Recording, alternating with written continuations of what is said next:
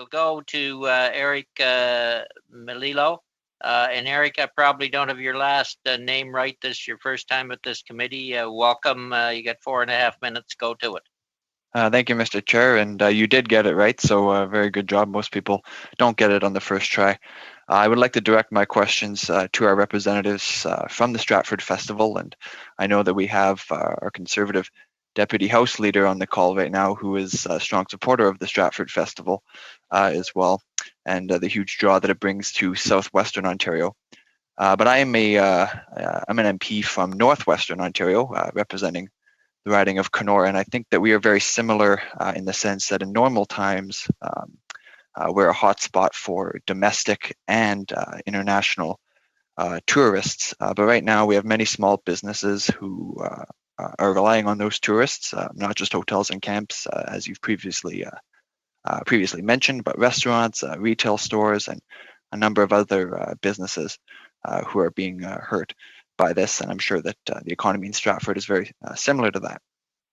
So I'm just wondering if you could provide a little more details on some of the economic benefits of tourism to our local communities, and in the same token, the negative impacts of a reduced season. Right. Well, we were set to start our performance season in April. We would have had 500,000 people joining us this year.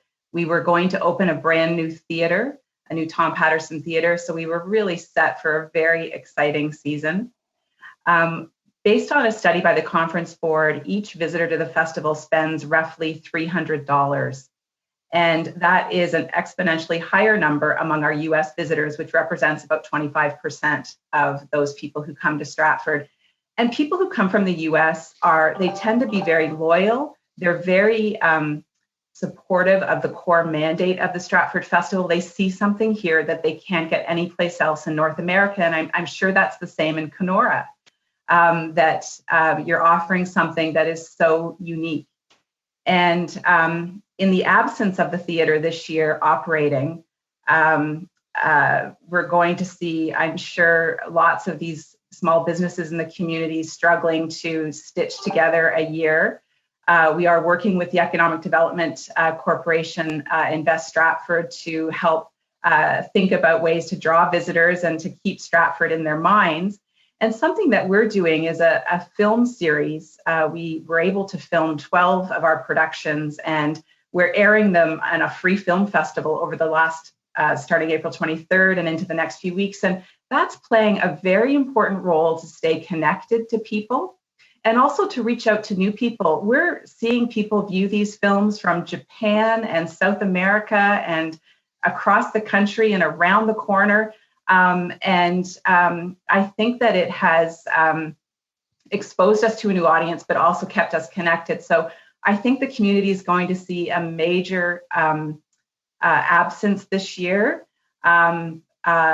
And we want to keep the festival sustainable. And it's why we're making this request to keep the festival sustainable so that we can be there and be a part of the rebuilding of the tourism economy in this region. Thank you. And I've also heard from many seasonal businesses who are asking for some more definitive timelines on when certain sectors, particularly the tourism sector, is going to be able to reopen, especially in terms of the U.S. border and some certainty there. So I guess from your point of view, would more definitive timelines for domestic and international reopenings benefit your festival?